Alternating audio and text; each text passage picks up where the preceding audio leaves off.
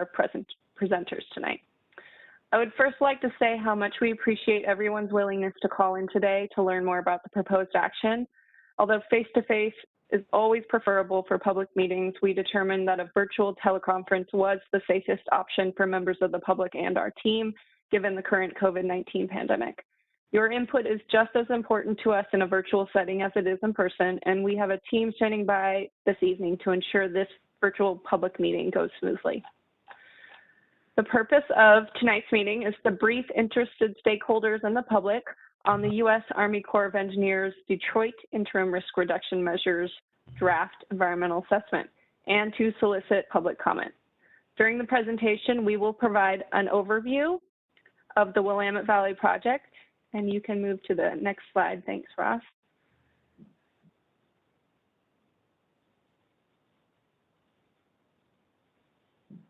There we go. Thank you. We will provide an overview of the Willamette Valley project and the Detroit Dam Flood Risk Management Mission. We will provide an overview of the process for defining risk. We will define the purpose of the proposed action and why it is needed. We will provide an overview of the Detroit Dam Safety Assessment history. And we will provide an overview of the proposed action and the findings in the draft environmental assessment. Finally, we will provide an overview of the public comment process, how you can submit public comment for the record. And there will also be a Q&A or question and answer portion of tonight's proceedings following the presentation to provide us with an opportunity to clarify any questions you have prior to you crafting and submitting your comments. Please feel free to submit a question for the presenters using the chat function. You can enter a chat by clicking the chat icon in the lower right-hand corner. All questions submitted via chat will be addressed during the Q&A session following the presentations. Questions posted to the chat will be sent directly to our chat monitor, Emily, and only she will be able to see them. The rest of the participants will not be able to see your questions at that time. During the Q&A portion of the meeting, I will read aloud the questions received via the chat, and our chat monitor will post them with your name, your first name only, so that all participants on the WebEx can see the questions as it's being addressed. Once we have gone through all the questions posted in the chat, I will call on those who are listening on the phone only for their questions. And I see we have a few of those folks. I will go over the procedure for how to address the comments of those folks who are on the phone only during the Q&A portion of the proceedings. Please note, due to technical limitations, comments submitted via the chat function on this WebEx or over the phone will not be entered into the record to be addressed in the final EA. For your comments to be entered into the record and addressed in the final EA, you will need to submit your comments electronically to the official project email or sent via hard copy over the mail. We will provide information on how to access the draft EA, as well as the email and mailing address for official comment submittals at the end of the presentation, and I will post it to the chat to everyone in just a minute. Now, I'd like to introduce the U.S. Army Corps of Engineers team members who will be presenting and listening in on the phone this evening, including our Willamette Valley Project Operations Manager, Mr. Eric Peterson. In addition to Mr. Peterson, we have Ross Heiner, our Portland District Dam Safety Program Manager, Jess Jones, our Environmental Resource Specialist on the team, Greg Taylor, our Fish Biologist, Dan Mulligan, our Archaeologist, John Morgan, our Public Affairs Specialist, and Emily Barajas, tonight's chat monitor. And of course, myself, Kelly James. I'm a public involvement specialist as well as tonight's meeting's facilitator. And now I'd like to turn it over to Willamette Valley Project Operations Manager, Mr. Eric Peterson, for opening remarks. Good afternoon, folks. Kelly, can you hear me okay? Great, thank you. As Kelly mentioned, first, thanks for the introduction. I'm Eric Peterson. I'm the Operations Project Manager for the system of dams in the Willamette Valley that represent a large part of Portland District's portfolio of dams that were constructed and have been operated and maintained through the years by the Portland District Army Corps of Engineers. I've been in this role for about 17 years, and many of you have been my partners and stakeholders throughout this time. We've weathered some storms together in the past, and as we find ourselves currently and in the future in more storms, I'm confident we will weather them again. The safety of our dams is critical. The region and nation demand that we constantly improve our understanding and management of these really important facilities. We have very rigorous processes around dam safety and a nationally standardized approach to understanding and managing dam safety risks. Our understanding of our dams is constantly advancing, just like any science. Our processes and work activities are monitored for quality and supported by experts across the country. Part of our process involves recurring periodic inspections and assessments. Our assessment process does something called a probable failure mode analysis. We elicit experts to look at the possibilities of failure from every reasonable standpoint. Then we analyze the likelihood of each of these modes of failure. And we study them. We study them to understand them.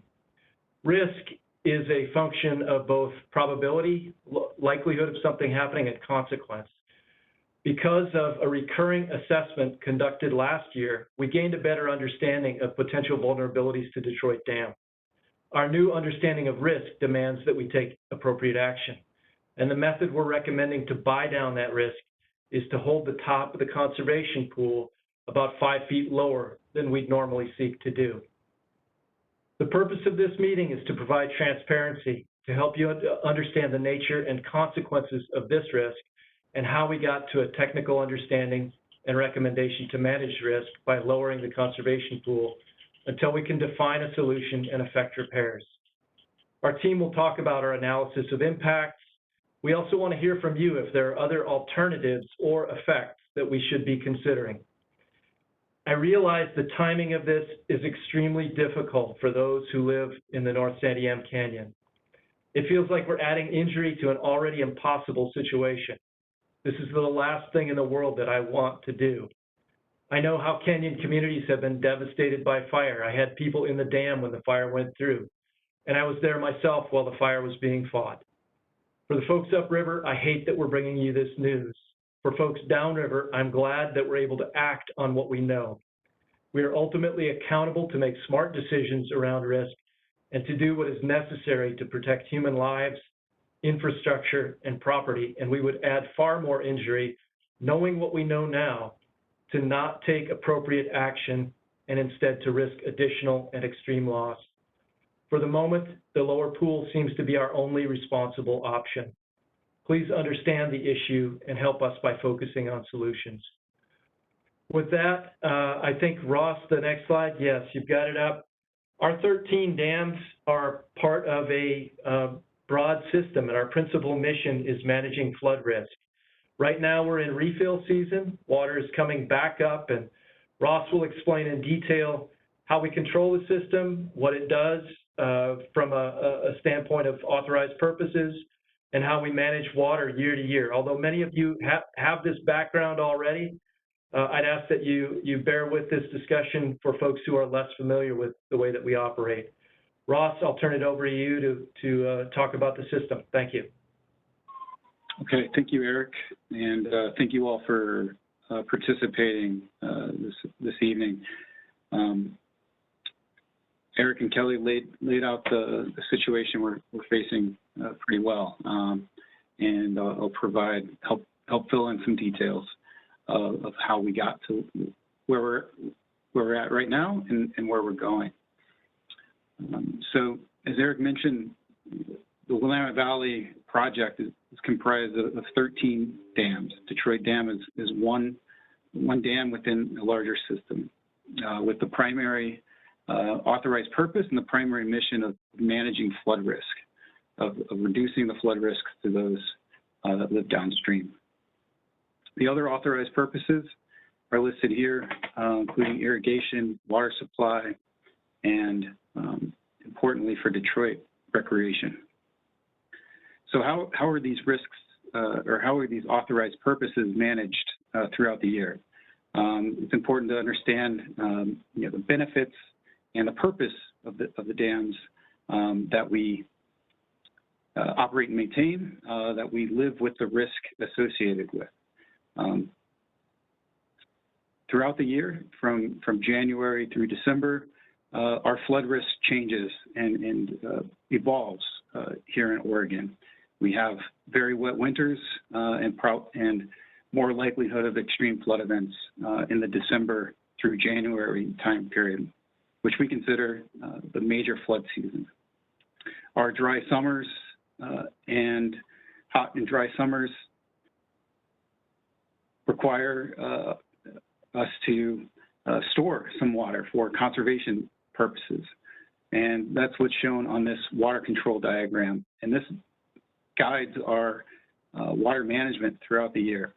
The blue area shown from elevation 1450 in the reservoir up to elevation 1574 at the upper reaches of the reservoir is there for flood risk management purposes. And the pink area shown here is for that conservation storage purposes. As our flood risk reduces throughout the spring, we take it, the water control diagram adjusts for that, reducing our available flood storage and increasing our available conservation storage. So how does this work in real life? How do the dams manage flood events? April 2019 is an excellent example of how that flood risk management storage is used to moderate the impacts of flooding, the impacts of heavy precipitation on downstream communities. What's shown on the left is a hydrograph, a timeline of what the river stage was observed at the Mahima gauge, which is downstream of Big Cliff Dam on the North Santiam, just upstream of the confluence with the Little North Santiam. And we have, that's a USGS gauge that informs us of what the flood flows, what the flow in the river is, and how we, and informs our operations during a flood event. What's shown in blue is the actual observed river stage at that control point.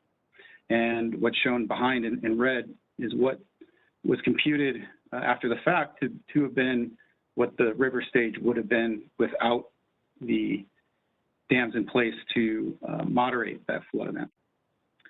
And you can see there's a reduction in the amount of flows during that storm event by about 3 feet. And it's estimated that the flood without the Detroit Dam in place would have exceeded flood stage by over a foot. And as Eric mentioned, it's a system of dams. It's not just Detroit and Big Cliff. We have Green Peter and Foster to the south on the South Santiam. And together have a joint control point at Jefferson, a river gauge where during flood events, the objective is to maintain flows below the flood stage. And you can see similarly the reduction in observed flows in blue versus what was computed would have happened without the moderation, flow moderation of the dams. Further downstream at Salem, we have a control point that's downstream of all 13 Willamette Valley dams. And you can see the impact of all 13 dams on what the observed flow was versus what the impacts of flooding could have been. And so the reduction in peak flows reduces the amount of land that's inundated during a flood event, reduces the amount of people and property that's at risk that could be impacted during a flood event. And gets to our primary mission, mission of the Corps of Engineers is to protect life safety.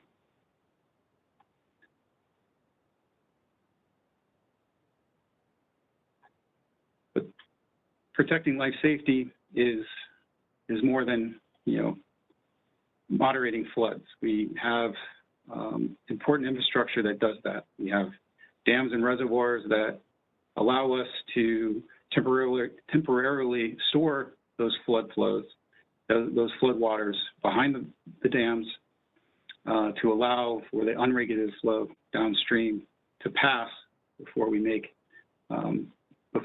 release that water. That stored water comes with risks, and this is at the heart of our organization. The heart of being a responsible dam owner is understanding and managing the risk associated with dams, associated with that stored water. Our dam safety program is not an individual office, not one individual. It's a team sport. It's a shared responsibility. We have teams of teams within Portland District and across the nation that help us not only inspect and monitor our dams, but plan for emergencies, as well as what we'll talk more about today, assess risk associated with these facilities. And it's important to get on the same page of how we define risk. Risk is something that we all deal with in our day-to-day lives. And the simplest definition of risk is something bad may happen. And that definition implies there's some uncertainty of what might happen in the future, and there's a potential consequence. Something bad may happen in the future. In the dam safety world, we need to be a little bit more quantitative about that. And so we break risk into three distinct components. The hazards, the natural hazards that might be posed to a dam in the future. These can be extreme flood events that we might experience in the future, earthquake events, or a combination of scenarios. The second component is the performance. How will the dam perform given those hazard conditions, those potential loading conditions in the future? What are things that could go wrong? What are, as Eric mentioned, the potential failure modes that could occur that could result in that bad thing happening? In this case, it would be an uncontrolled release of water from the dam. And that's what leads to the consequences. And the consequences for these high hazard potential dams is the primary risk consequence we're looking at is life safety risk. How many people are downstream? What might flood? How much warning time do they have? Could they get out of the way? In the situation of earthquakes, those come without warning. Those come with other impacts downstream, things you can't prepare for, things that might limit communication, things that might limit that warning time. So we have to be very conservative and in our risk assessment to ensure we have high performance of these structures and the components that make up the dams in our risk assessment and in our decision making. So our risk assessments help inform and prioritize our further study and our long-term risk reduction actions. And that gets us to tonight, where we're explaining the rationale behind the proposed interim risk reduction measure. What action can we take with our current understanding and knowledge to reduce risk to the public downstream? And so what we've proposed in the draft environmental assessment is a reduction in the maximum conservation pool, the maximum summer refill elevation, to lower the probability that a large earthquake could result in a breach of the spillway gates. And I'll explain more about that here in a moment. Additional work, we know we're going to have to do additional work to better understand the risk and to study potential long-term modifications.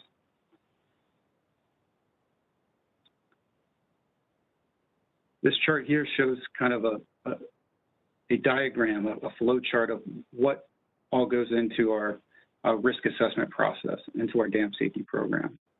We have our routine activities, our routine inspections, our routine risk assessments, our training, our evaluation and monitoring. On the inner loop of this diagram shows the more advanced measures that we take within our program to understand the risks and take those long-term actions.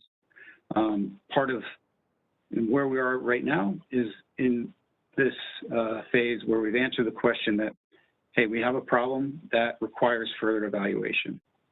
In the meantime, we're proposing interim risk reduction measures while we go forward with an issue evaluation study to answer the question, are long-term measures required to reduce risk? If the answer is yes to that question, we'll review our interim risk reduction measures and study what potential long-term solutions exist, implement those measures, and update our risk classification. That process is shown here on this chart as a timeline of our current risk understanding. In 2016, we performed a periodic assessment. That's a routine risk assessment that identified those potential failure modes associated with the dam and classified the risk, the incremental risk associated with the Detroit Dam.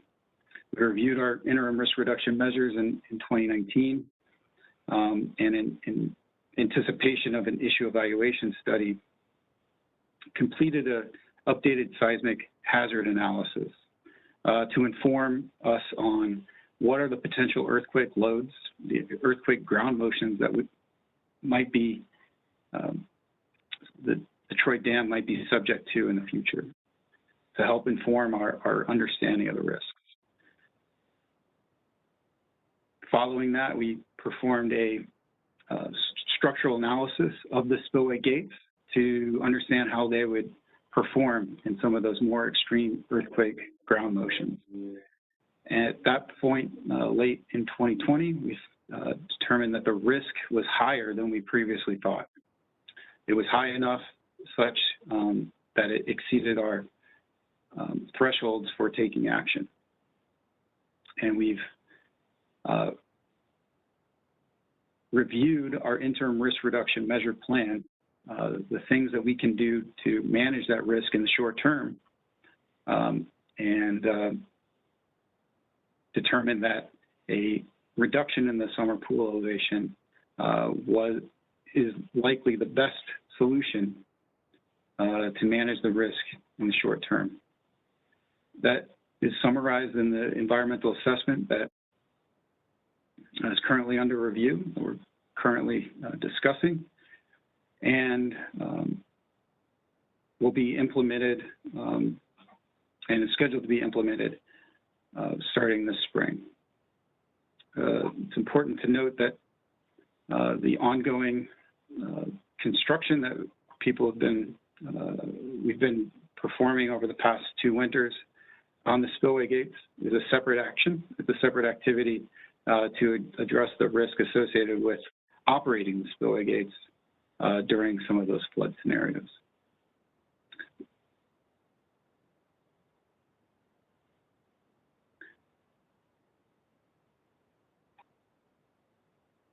So more specifically, what are the risks associated with Detroit Dam? What are the risks associated with the spillway gates? Well, for this potential failure mode, it comes down to 4 components: the likelihood, magnitude, and duration of potential earthquake ground motions, the height of the spillway gates above the dam foundation. That's an important component considering the height and the scale of Detroit Dam. The spillway gates are 400 plus feet above the ground level and can experience amplification of ground motion of those ground motions up through the structure. third component of the risk is the level and the height of the water being held back by the gates at the time of an earthquake. There's a direct proportion to the amount of water, the height of the water on the gates during a potential earthquake that can combine and create what's called a hydrodynamic force. The deeper the water acting on the gates at the time of an earthquake, the more forces, the more greater amount of load that has to be resisted by the gates. And the failure mode that we're concerned about is the buckling or overstressing of the supporting arms that carry those lateral forces into the concrete portions of the dam. Fourth is the number and people and structures in the potential inundation area downstream. The consequences for the potential for consequences certainly drives our decision making and requires us in our risk assessments to assess the dams for extreme loading conditions, although they may be unlikely.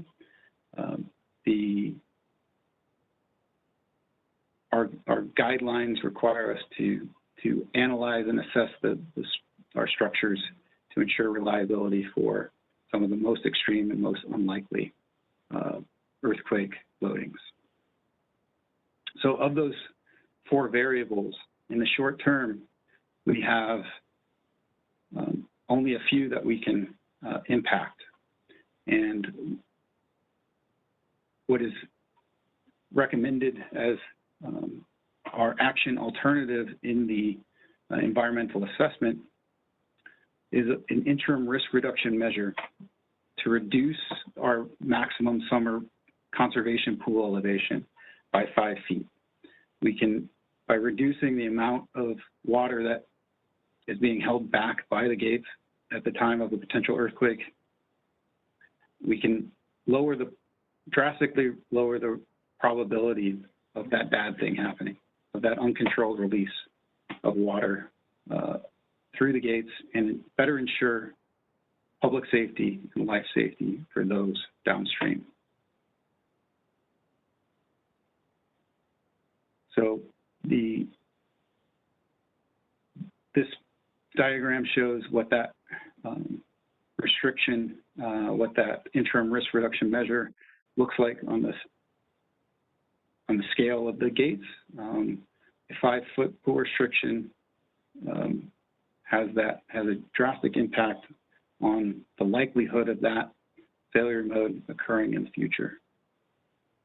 That is what is being proposed in the environmental assessment, and I will hand it off to Jess Jones, who will talk more about the impacts and the environmental assessment process.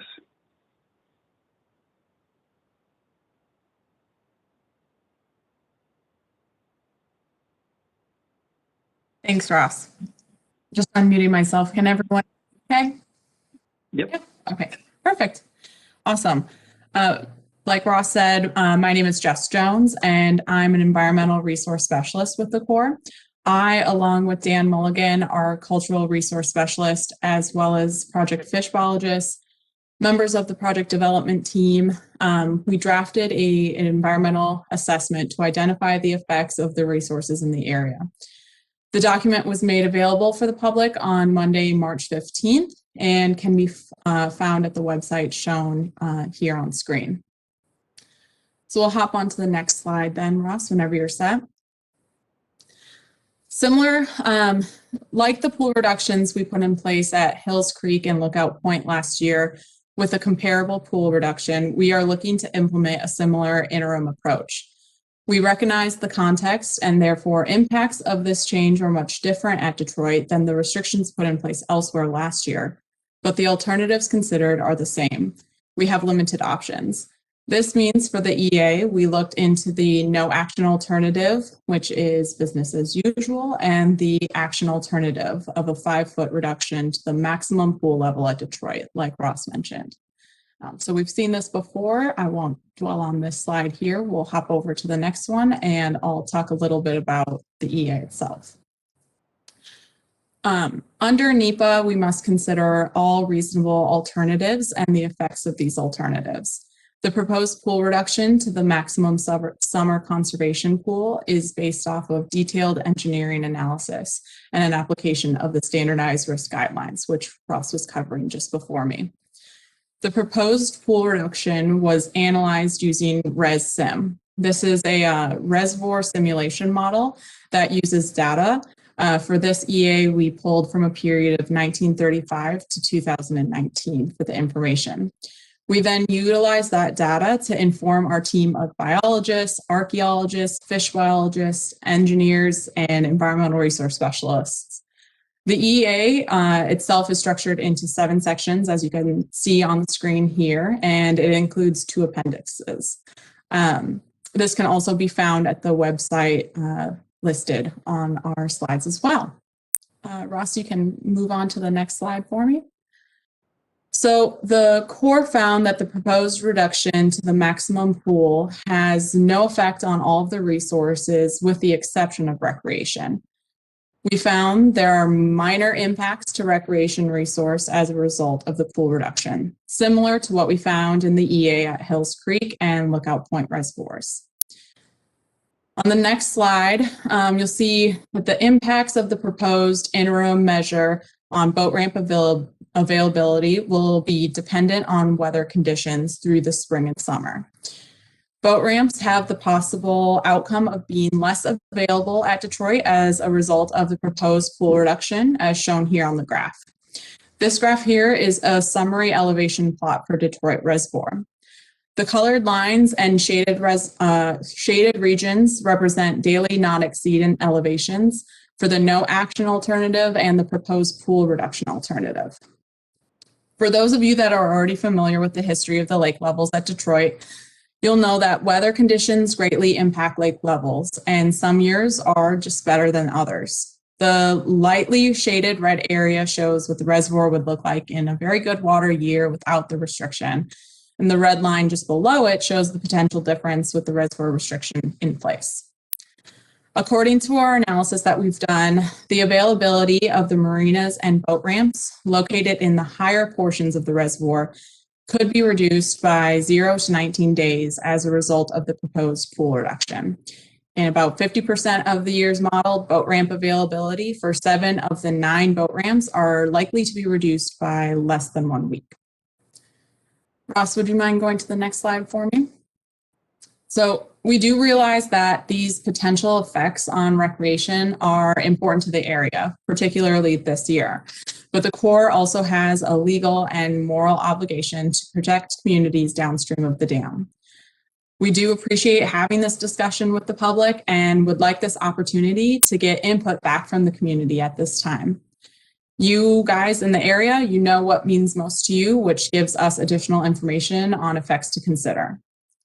You can hop on to the next slide for me. We do have limited options to minimize our risk here, but welcome the conversation and are now asking you in the community to provide your written comment via email or mail to be considered in the environmental assessment. To comment, you may either email the address shown here, or you can send in via snail mail to the address shown on the slide as well. All comments received by the 31st, that's March 31st, will be considered in the EA. At this time, I'm going to now pass it back to Kelly to open up the floor to questions, and I want to thank you guys all for joining us tonight. Thank you, Jess, Ross, and Eric. We are now ready to begin the Q&A portion of the meeting. I will pause for a moment to allow people to add their questions to the queue. As I mentioned before, oh wow, my screen just froze. Hopefully you can still hear me. Okay, great, thanks. As I mentioned before, all questions in the chat will be directed to the chat monitor, so you won't be seeing them pop up just yet. As our team responds to each question, Emily will post it to the chat so all participants can read the address as it is posed, or read the question and address it as it is posed. Additionally, we want to provide those of you who are able to call in only but aren't on the web a chance to ask questions. Once we've gone through all the questions that were posted in the chat, I will go through each phone number in the participants list that isn't attributed to an attendee on the web. We have 2 of those. I will give the first 3 numbers, so the area code, and the last 2 numbers, and then ask for your question. And I'll ask Emily to unmute you so that you can say either no question or provide us with your question. And we'll give you about 2 minutes. At the 30-second mark, I'll let you know that you have 30 seconds to wrap up your question, and then I'll open it up to the folks on our team to answer. So why don't we get started? Emily, can you post up the first question and read it? My computer is frozen, so I actually can't scan over to the chat right now. Oh, now it's working. All right, we have our first question. Thank you, Emily. I can read it. It is from Dennis. The question is, has the risk assessment considered the possibility of massive landslides into the lake and tsunami similar to what happened in Lituya Bay, Alaska in 1958? And I will ask Ross, I think that's best for you to answer. Thank you. Yes, our risk assessments go through a brainstorming of all of the potential failure modes that might occur, all the different hazards, and certainly landslides upstream of the dam that impact the reservoir, potentially creating a wave, are considered, as well as landslides at the abutments and other, that could impact the structure directly. So yes, those are considered in our risk assessment and were considered in our last risk assessment for Detroit.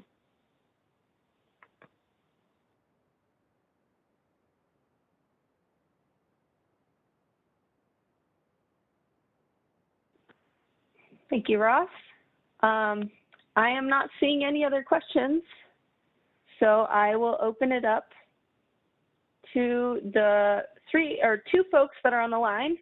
So the first person, your area code is 443, and the last 2 digits of your phone number is 47. I'll unmute you right now. Hopefully that worked. It says I sent a request, but I don't know that you'll be able to see that. Oh, it looks like it's unmuted. Thank you so much. All right, I'll go to the next person, and then it looks like we have a few more questions that came in on the chat. I'll open up the line for the number starting in 503. The last digit is 16. And I'm unmuting you now.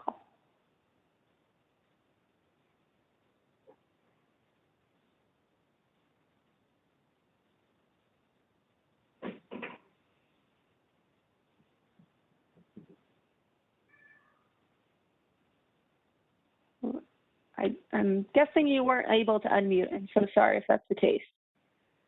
There is one additional number that popped up. It's area code 503, ending in 77, and I'll unmute you now. Hopefully this works for you.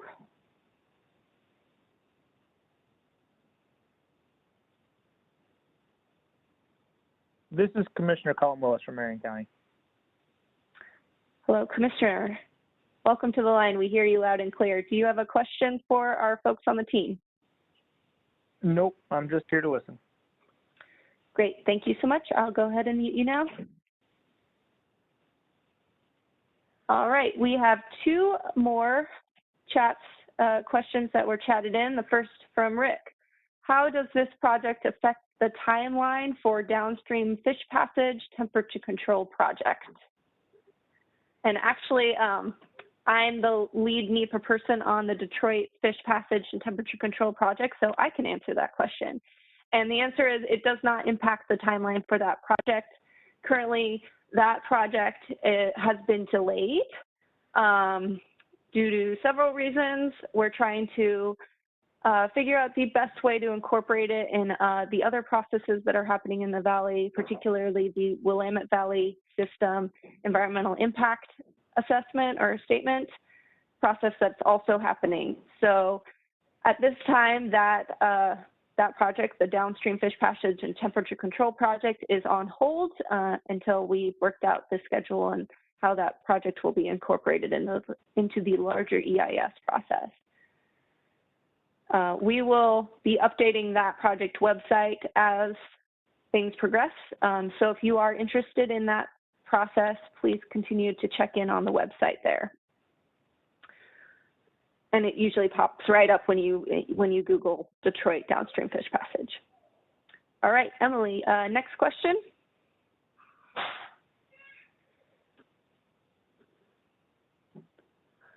From Eli, what is the current risk characterization of Detroit Dam? The project proposes to substantially reduce the risk in the draft EA page 9, but does not identify the current risk level. The Hills Creek Dam, for example, was moderate and reduced 10 feet, and Lookout Point was high and reduced 5 feet before the water level reduction. Thank you. And this one I'll pass on to you again, Ross. Yes, thank you. Thank you for the question, Eli. So the periodic assessment that was finalized in 2018 characterized the risk for Detroit Dam as moderate. And what the seismic hazard analysis and the structural analysis showed, what the results of that were that we completed last year in 2020, was a risk that was higher than previously thought. And so we have not formally updated that risk classification. Currently, it's still a moderate incremental risk dam, and the issue evaluation study that is in the future will reclassify that risk estimate, that risk characterization. Hopefully that helps.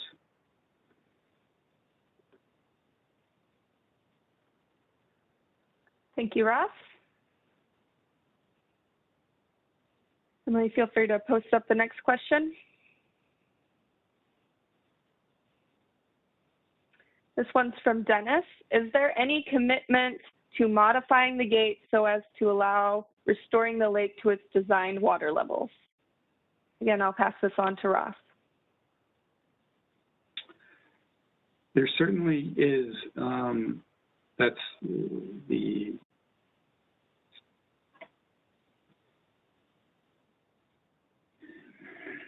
I'm sorry, I'm pausing for a minute to make sure I say this accurately, but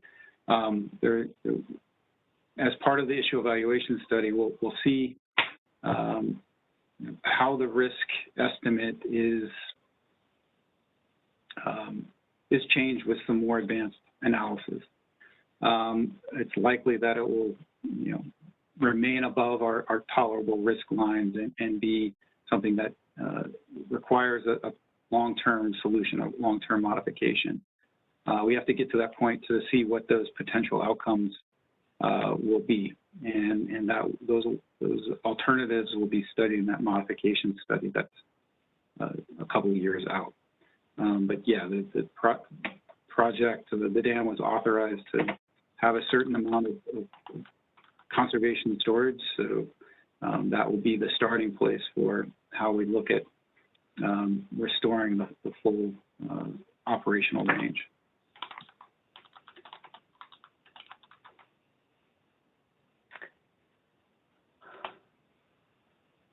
All right, thank you, Ross. Emily, will you post up the next question?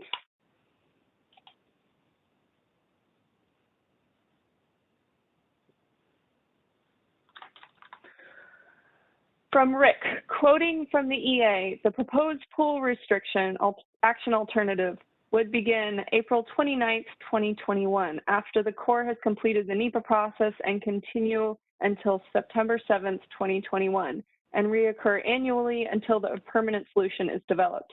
Can you give any timeline as to when the permanent solution would be developed?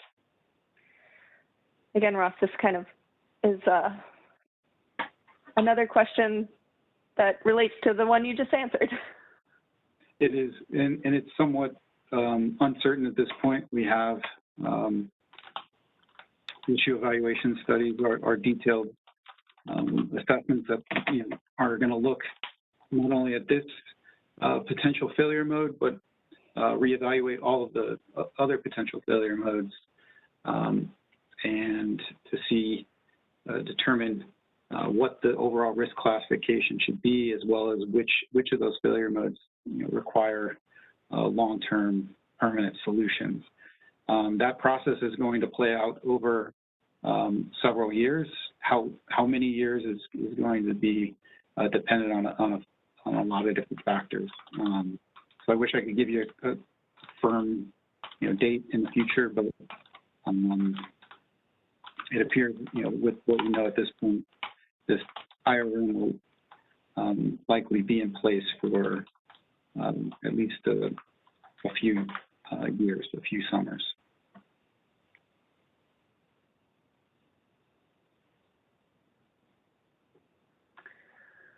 All right. One questioner has requested to ask her question verbally. I'm looking for her name now. Miriam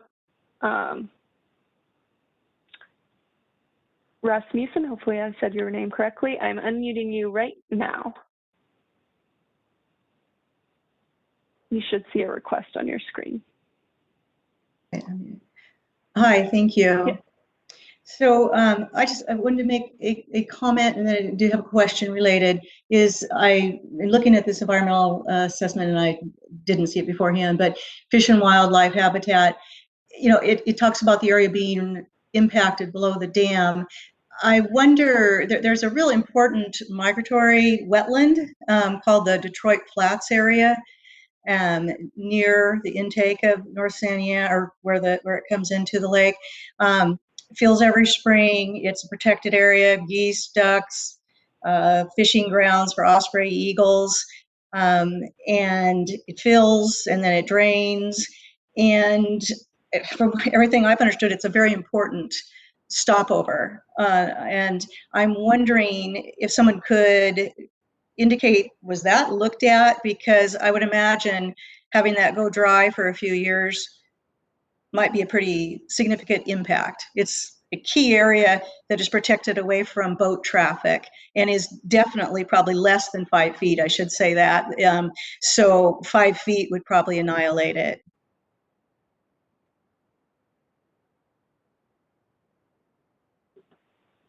I'm going to turn to Jess Jones. Would you like to answer this question? I would like to answer the question, but I'm unfamiliar with the location that the questioner asked. So I'm going to ask maybe if Ross or maybe Greg Taylor are familiar with the area. And also, can we get the name of the location as well, just so I can get it down in my notes? Sure, it's close to the Detroit Flats day use area. It's a big inlet that again is very shallow. Kayakers can get into it, no boats, and you just see flocks and flocks of wildlife there in the spring, raising their young.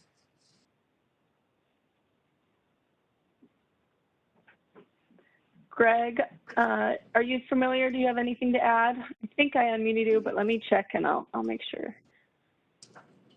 Unless you can talk. There. Hey, Kelly. Yeah, well, I know where the area is. My expertise, I'm a fish biologist, and so I don't want to speculate on the wildlife value. I just don't know. I don't have any reason to doubt what the caller is saying. I just am unfamiliar with how the area is utilized by wildlife. I know about the fish aspects, but certainly something we could check into. I am aware of Detroit's Flat. Great. I'm going to go ahead and mute you. So Miriam, I'm going to unless you have anything else to add, I will mute you, but this is an excellent opportunity to remind everyone, although we aren't taking official comments for the record during this call, we do strongly recommend this is a great example of something we may need to look further at. And so we would like you to please submit your comments through the email address or via hard copy in the mail. I also realized that I've just been notified that Wendy Jones is on the call, and she may have some input on this specific because she is an expert in Valley wildlife. Wendy, I'm going to unmute you real quick and give you an opportunity. Thanks, Kelly. I appreciate that. I'm also familiar with that area, and I don't have any data on the species that are in that area or numbers. We don't currently do wildlife surveys there. We will reach out to the Forest Service wildlife biologists and see if they have any information on that area. But we do see that at a number of our lakes, that marsh habitat is really important for waterfowl breeding and for overwinter migratory areas as well. All right. Thank you, Wendy. So now I will ask Emily to post up the next question from the chat box. From Eric, will the slides be available and where will they be posted? Can we move the slide back to the timeline? Yes, Ross, if you wouldn't mind moving the slides back to the timeline. And yes, these slides will be posted along with a recording of this webinar to the project website. So the same place where you go to download a copy of the draft EA, as well as find information on how to submit your comments via email or in the mail, you will be able to find these slides and a recording of this presentation. All right, Emily, would you mind going to the next person? C. Cameron. If this is an emergency to be implemented immediately, is there a request for emergency funding to expedite engineering and for the needed upgrades? If not, why not? I'll turn this over to Ross.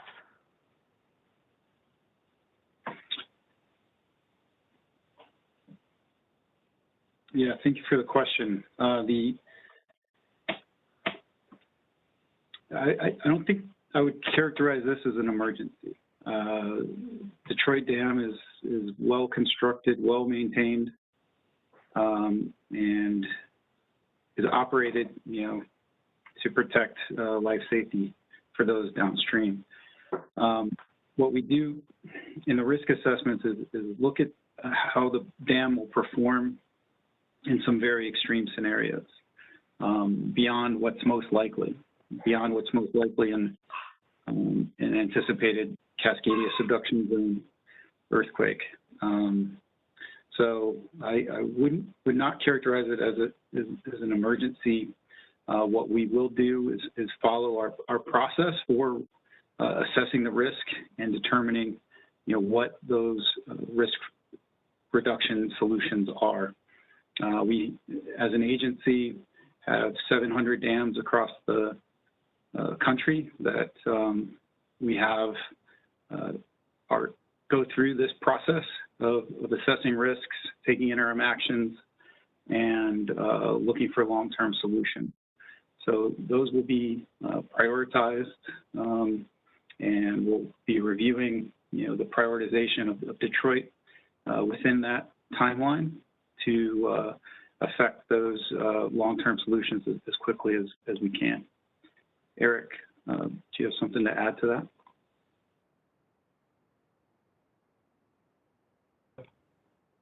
Yes, we have undertaken a number of issue evaluation studies around the Willamette system in the last several years. We've been very competitive at getting funds because this is all about buying down risk and ensuring that our projects work the way that they're designed to work. And so while we don't have an imminent emergency, we're managing that by the interim risk reduction measure. We do have a sense of urgency around understanding both the scope and extent of the problem and then driving towards a solution.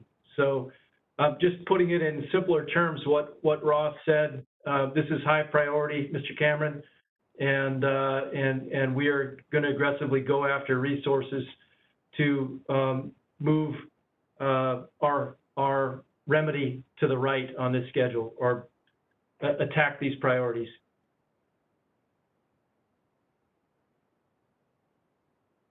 Thanks. Thank you, Eric.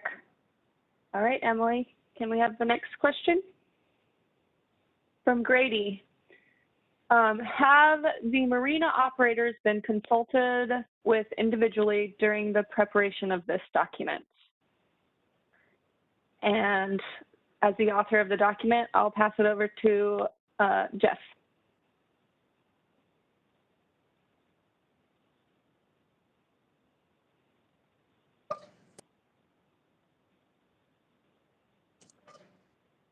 All right, sorry, having issues with that.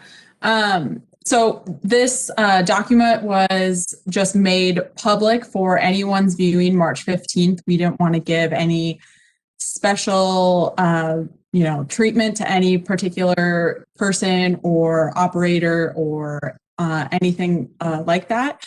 So there were folks who reached out to some marina operators and some other key stakeholders as the document was being made public, but nothing as far as no one was consulted on for the creation of the EA itself.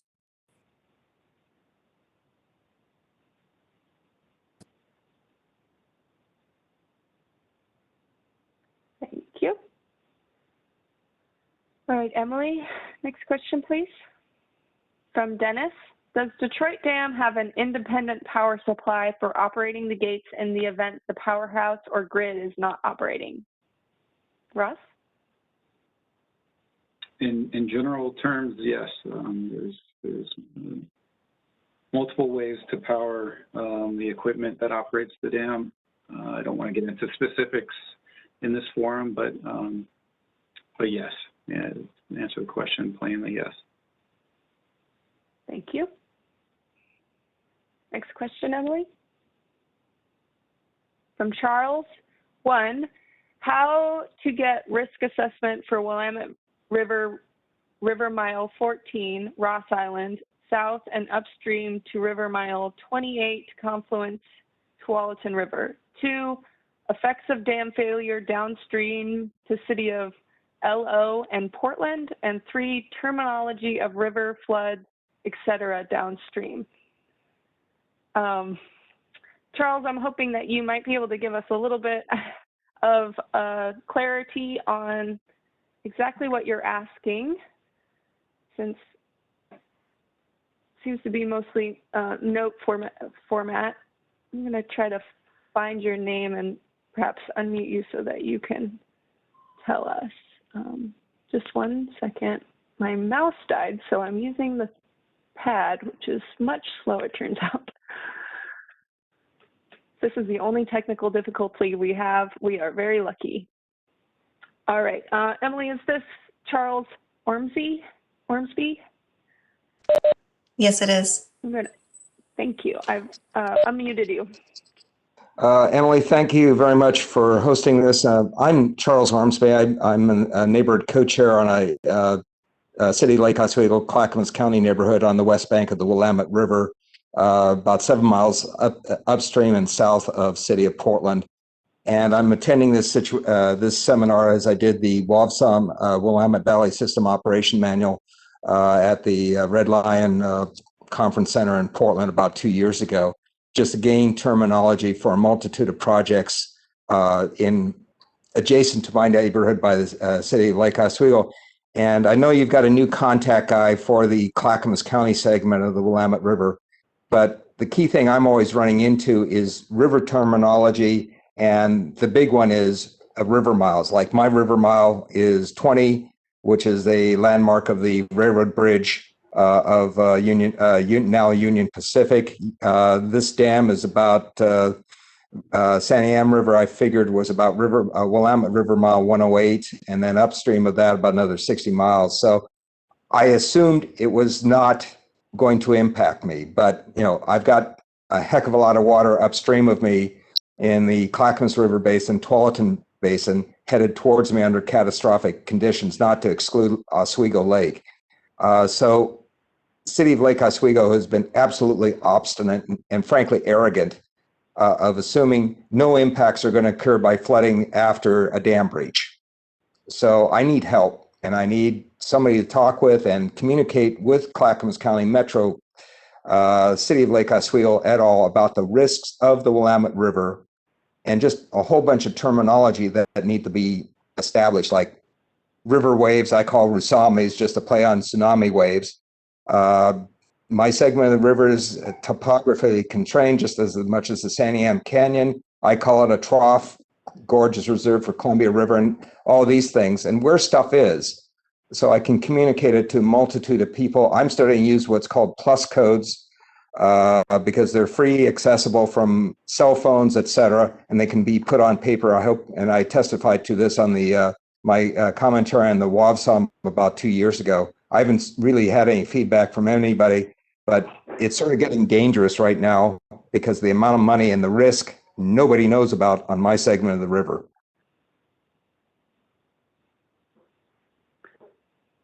Thank you, Charles. Eric or Ross or maybe Tim, one of you raise your hand to address downstream hazards. Go ahead, Eric.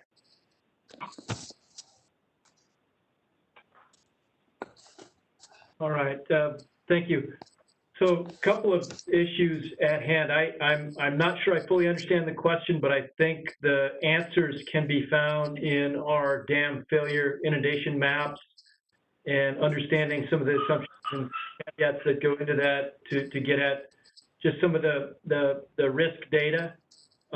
We're moving towards a place where there will be transparency and availability of that information to the general public, and that's fairly near term, and Ross can speak more to what that will be and when that will be.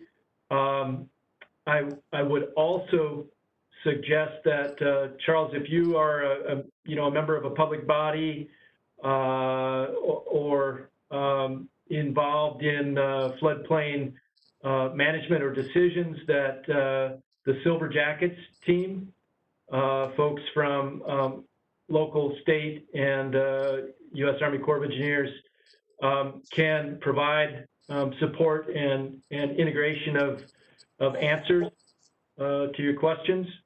And we have a person named Paul Sclafani who leads that for our Portland district. And perhaps we can get your contact data and connect you to Paul if it is appropriate to do so. Ross, do you want to talk a little bit more about the dam failure inundation mapping and availability of that to the public? Yeah, I sure can. So we have part of our risk assessments, the consequence piece is very important. And so understanding the impacts of a dam breach, an uncontrolled release from one of the dams that we own and operate is important to that. And currently we share that information with our local partners, our emergency managers, and first responders. As an agency, we're moving to, as Eric mentioned, share that information more publicly. So I would just advise folks that are interested to keep your eyes out later this year towards the fall timeframe when the national inventory of dams will be updated, and for Corps of Engineers dams, more information about potential impacts of a dam failure or a dam breach will be made available, as well as risk information, risk characterizations, and more technical risk information about the projects will also be uploaded to that national inventory. So it's a update that's in progress and more to come later in this year. Thank you.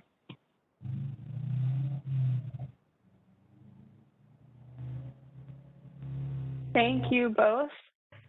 All right, next question, Emily, from Kay Cameron. Will the level impact the ability to float the log boom the sheriff uses to sweep the lake? It is close to the flats area as well and a very shallow area. Anyone from our team want to take this one on? I'm not quite sure who's the best. Go ahead, Eric. Yeah, Kevin, I don't know the immediate answer to the question. I do know that's something we can look at and think about how to mitigate that one. You know, we'll be committed to doing that and having more dialogue on that particular issue. Thank you, Eric. All right, Emily, I believe this might be our last question. Oh, that's a good point. Wendy, did you have any input on that particular question? I can unmute you just in case. You're up there a lot. Sure, thank you. So related to sweeping the lake for floating woody debris, that's something currently that the Forest Service is doing under a cooperative agreement with the Marion County Sheriff's Office. We typically work with Lynn County and Lane County, and they've had some pretty big reductions in service due to COVID and being able to transport those community service work crews and do work. So I'm not sure the status of Marion County, but we can talk with the Forest Service and see what their plans are. I know that if those lake levels in that area are too low to float the logs in there, they may look at alternative areas to try to still do that action. We do anticipate a lot of trees because of the wildfires, that there will be more trees and more woody debris in the lake. So it's definitely something we'll be looking at, both agencies will be. Thank you. Thank you, Wendy and Eric. All right.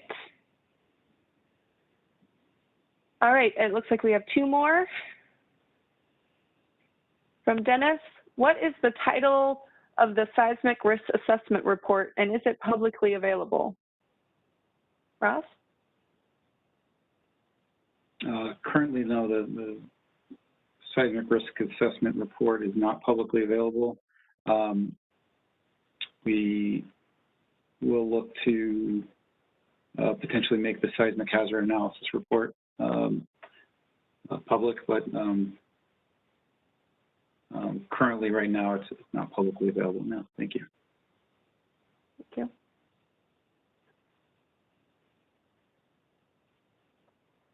All right, Emily, go ahead with the next question.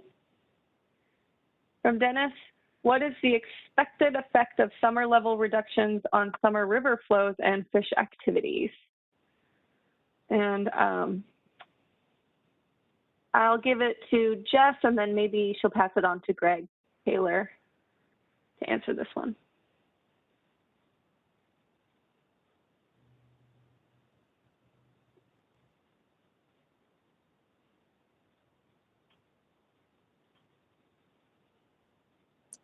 And Jess, you might be muted if you're speaking right now. The double mute gets me each time.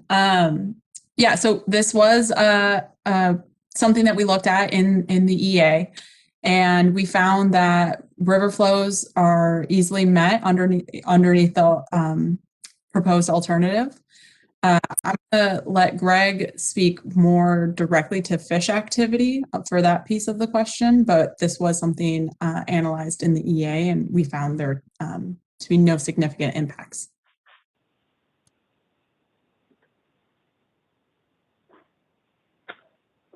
And let me just find Greg and unmute him. There you go. Thank you. Do you have anything to add, Greg?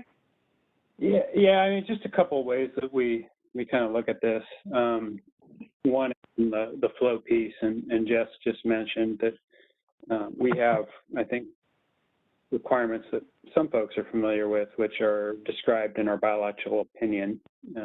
So certain flows during certain seasons that we meet. And so those, we don't expect those to change under this scenario in any meaningful, significant way. The other way that we're looking at this from a fish perspective is on our operations around the spillway itself, which is used for both fish passage and temperature control. And neither of those things are meaningfully impacted either. Really small reductions in the amount of time that we're able to use that feature to provide the downstream passage and temperature control, which is important for fish that we're reestablishing above the dam. So it has, you know, really minor effects on fish overall. Thank you, Greg. All right, well, we've reached the end of our queue of caller questions. We do have a bit more time, so I will pause just briefly and see if anyone wants to enter any last questions in for our folks on the phone.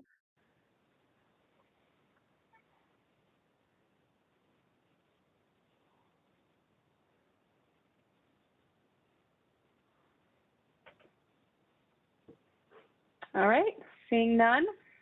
I'd like to really thank all of you for your interest, time, and flexibility in participating in this informational meeting. Kelly, I'm sorry to interrupt. We do have one more question that came in that I'll put in the chat. Great, thank you.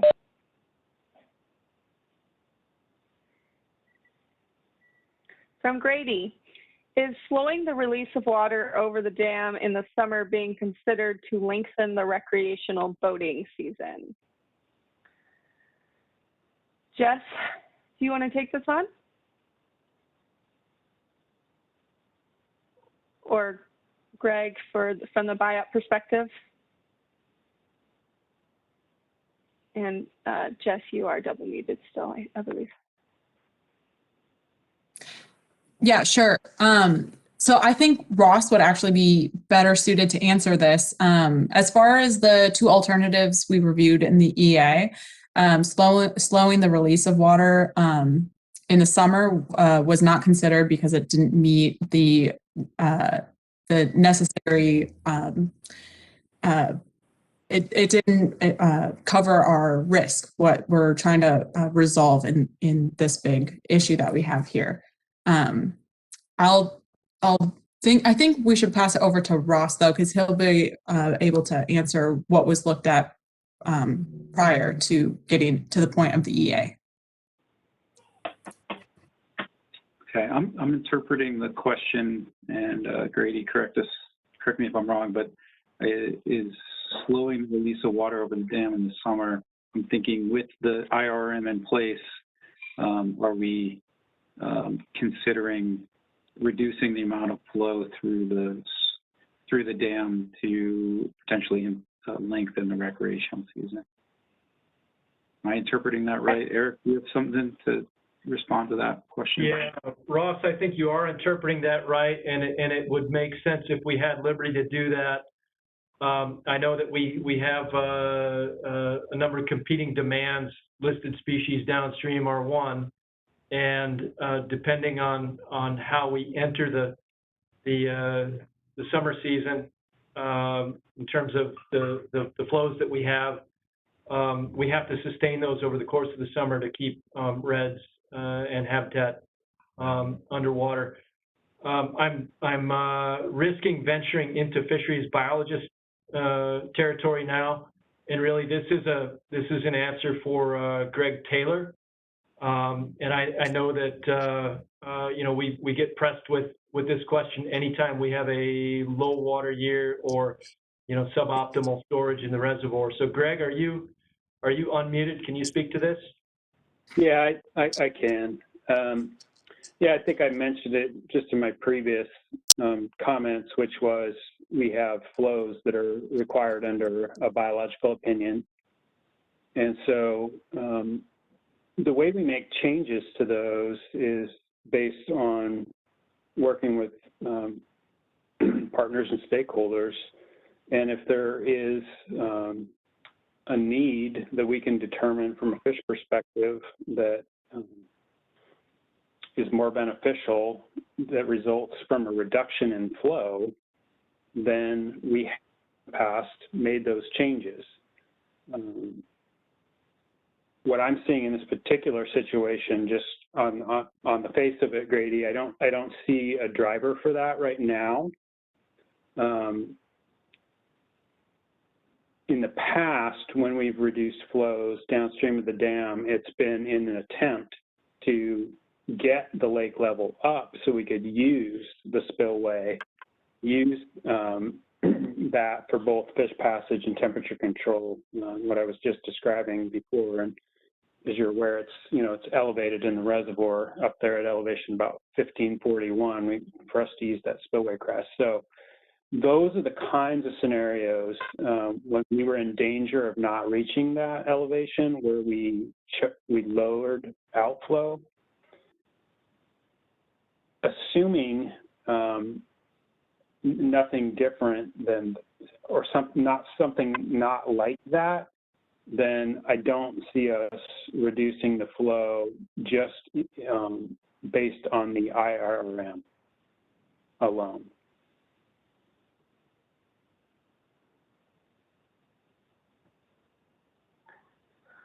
Okay. We are at the end of our question queue.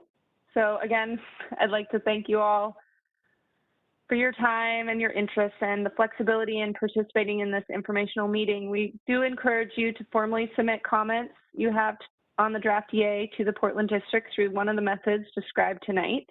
Correspondence must be received on or before March 30th, 2021. And thank you, Ross. He's brought up the comment submission directions on the slides. For those on the phone, you can find these on the project website. It's https://www.nwp.us.ac.army.mil/locations/Detroit-risk-reduction-measures/. So thanks for bearing with me on that. Hopefully you were able to catch that. If not, it should be easily found if you do a search on the web. We appreciate your participation and will carefully consider your comments before we make our decision and release it in the final environmental assessment. Those submitting comments are advised that all information received will be available to the public. Therefore, do not include your personal privacy information, such as home address or phone numbers, unless you do not object to such information being made available to the public. This meeting is closed. Thank you so much and good night. Good night, everyone. Thank you. Thank you.